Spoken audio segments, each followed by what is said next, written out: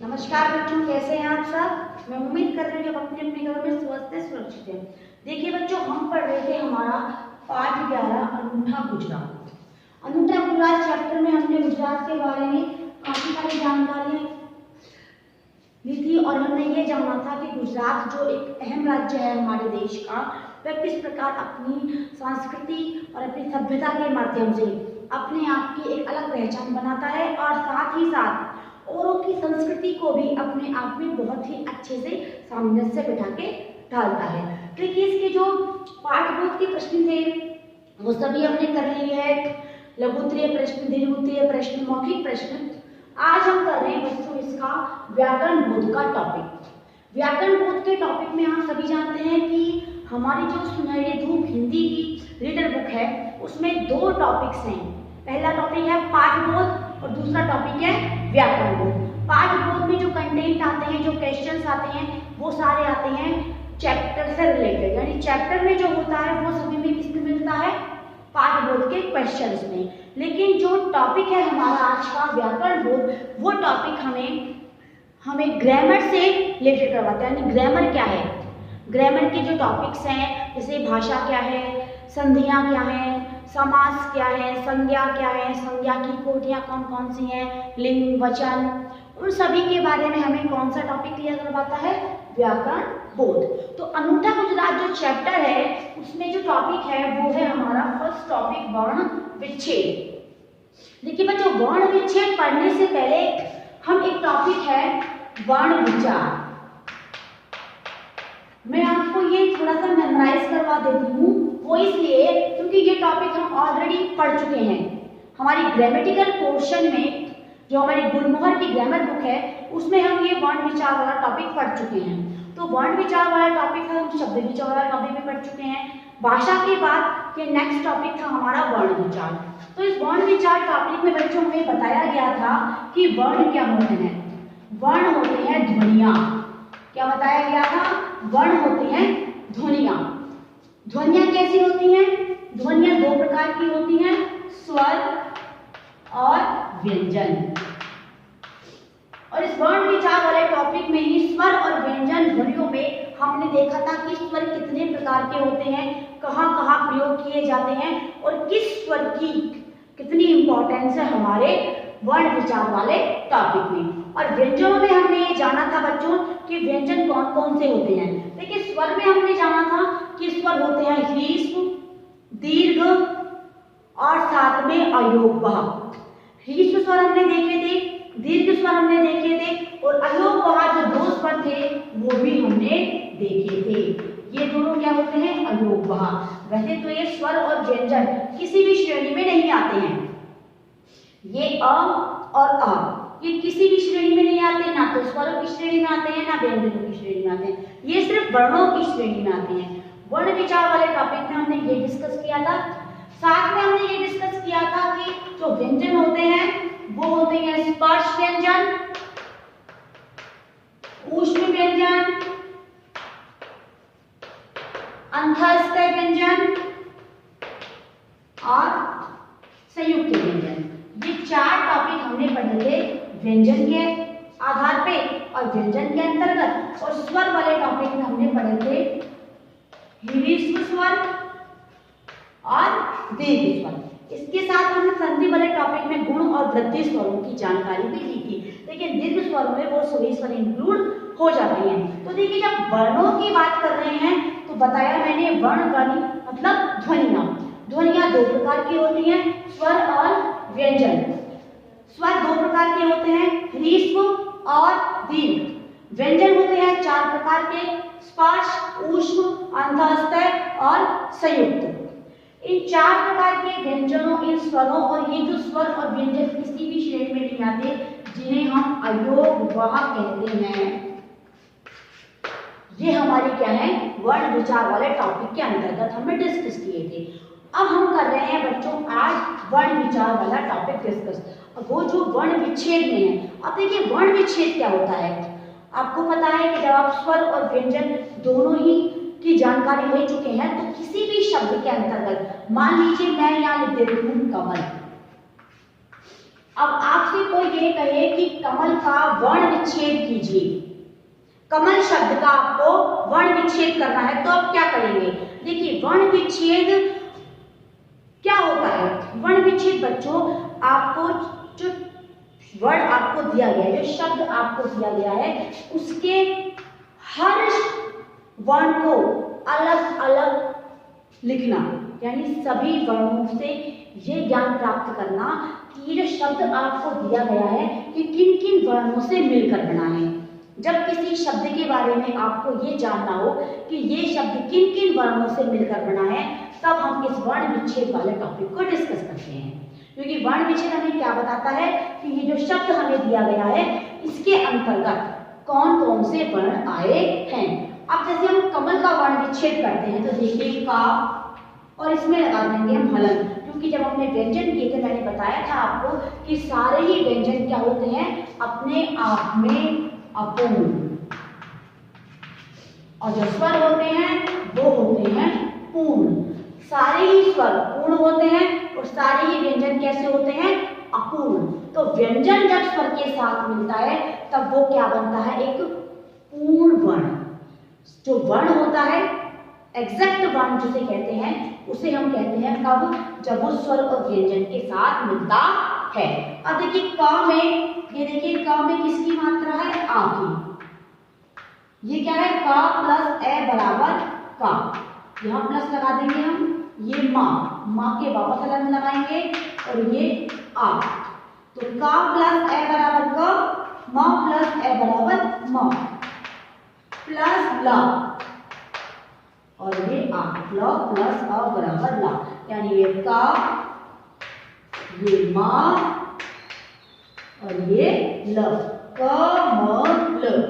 इस टॉपिक को हम डिस्कस करने वाले हैं आज।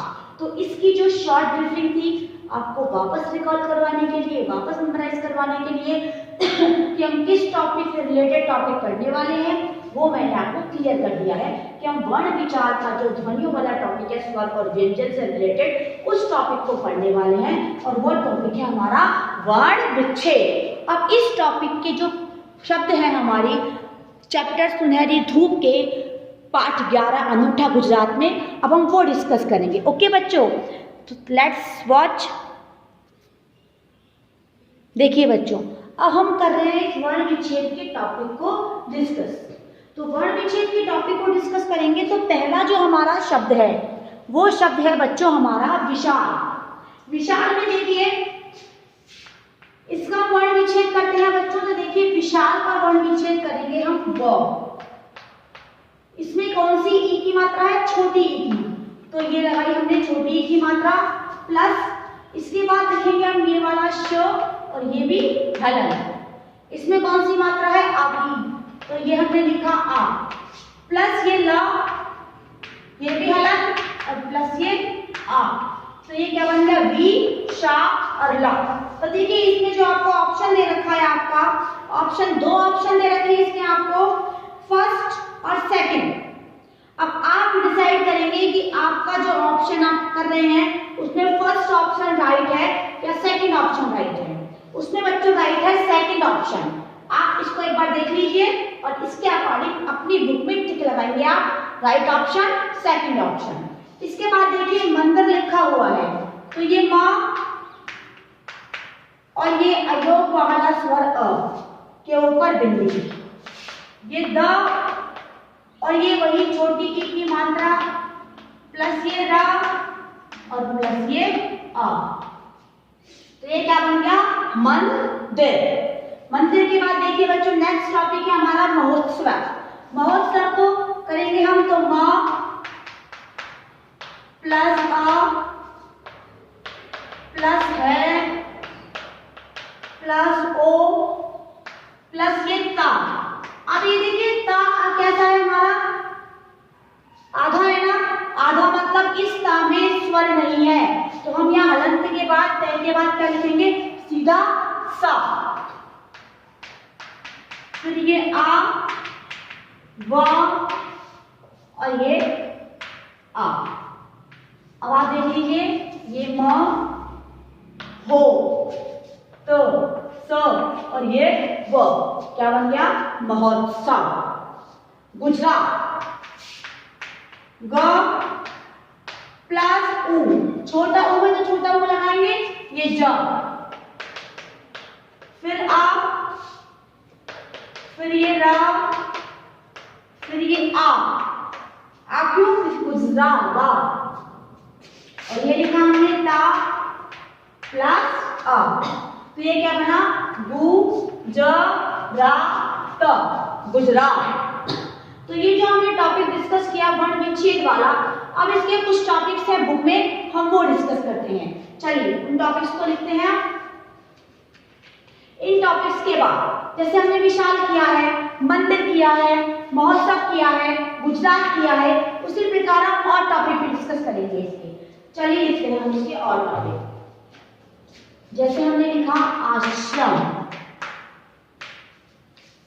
देखिए आश्रम है, आश्रम के बाद है मूंगफली,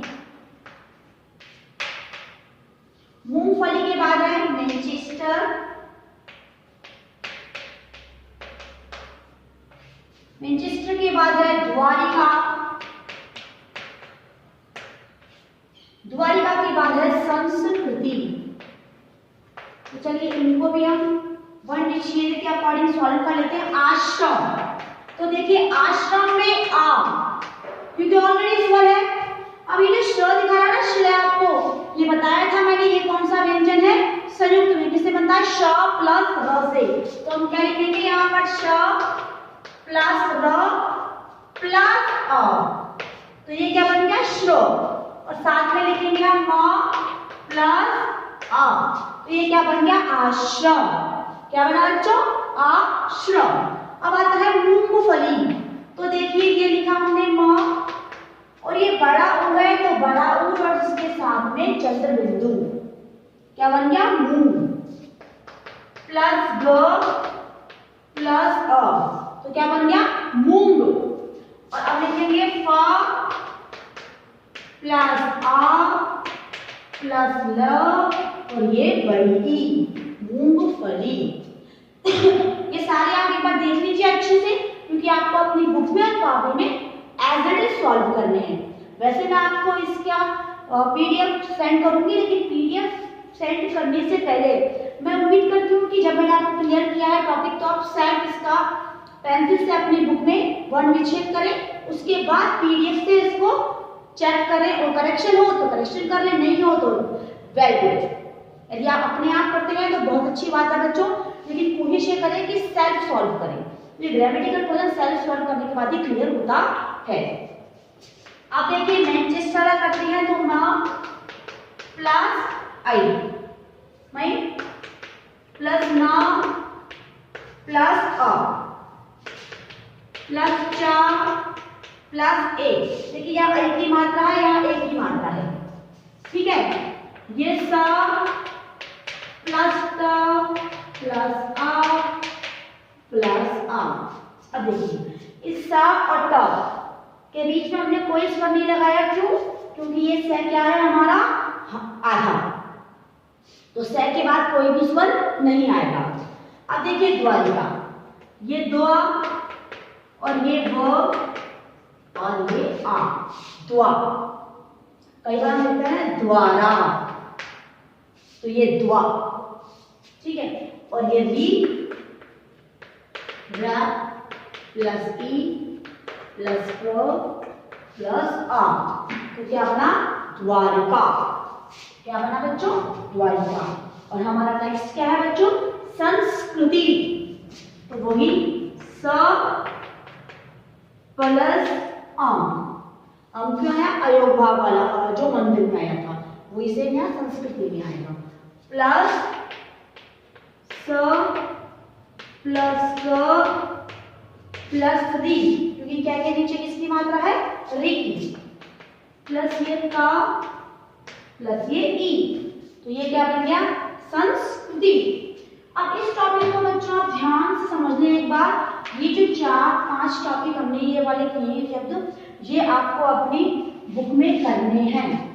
मैंने बोला इसका पीडीएफ मैं आपको सेंड करवा दूंगी, आप इसे ध्यान से देखें कि मैंने इसे कैसे सॉल्व किया है, सेम एज इट इज आप भी सेल्फ सॉल्व करेंगे। पीडीएफ का यूज करेंगे, लेकिन पीडीएफ का यूज आप तभी करेंगे जब आप इसे अपनी बुक में कर चुके हैं, ताकि पीडीएफ से सिर्फ आप चेक करें और यदि करेक्शन हो तो करें। बहुत अच्छी बात है आपका करेक्शन नहीं होता है, क्योंकि जब करेक्शन नहीं होता है इसका मतलब ये वाला टॉपिक हमारा क्लियर हो चुका है, आपको समझ आ गया है। और देखिए ये जो 4 टॉपिक हैं आपके, ये विशाल, मंदिर, महोत्सव और गुजरात, ये आपके एमसीक्यूज में है। तो वहाँ 2 ऑप्शन दे रखे हैं, इन दोनों ऑप्शन में आप ये देखिए कि ये कौन सा है ऑप्शन और हमारा कौन सा ऑप्शन राइट ऑप्शन है। उसमें एक रॉन्ग ऑप्शन है, एक राइट ऑप्शन है। तो राइट ऑप्शन को आप यहाँ पे चेक कर सकते हैं या फिर आप वहां से चेक कर सकते हैं। क्लियर, अपने आप सेल्फ सॉल्व करें, अदरवाइज मैं पीडीएफ सेंड करूंगी, आप इसे सॉल्व कर लेना। और ये जो ऑप्शंस मैंने आपको दिए हैं ये भी आप अच्छे से क्लियर कर लेंगे। तो आज की क्लास में जो हमने वर्ण विच्छेद टॉपिक क्लियर किया है, आई थिंक आपको अच्छे से क्लियर हो गया होगा। और इसके जो स्वर और व्यंजन जो मेन है, इसमें जो 2 चीजें हैं बच्चों, स्वर और व्यंजन, इसका ज्ञान जब तक आपको नहीं होगा तब तक आप इस वर्ण विच्छेद वाले टॉपिक को क्लियर नहीं कर पाएंगे। तो आपका जो वर्ण विचार वाला टॉपिक है, जो वीडियो मैंने आपको सेंड किया था, वैसे मैं आपको वापस सेंड कर दूंगी, लेकिन एक बार फिर आपसे ये मैं उम्मीद कर रही हूँ कि आप उस वर्ण विचार वाले टॉपिक को ध्यान से देखें, ध्यान से पढ़ें, उसके बाद हम करेंगे ये वर्ण विच्छेद वाला टॉपिक। तो आज की क्लास में इतना ही। Thank you and have a nice day.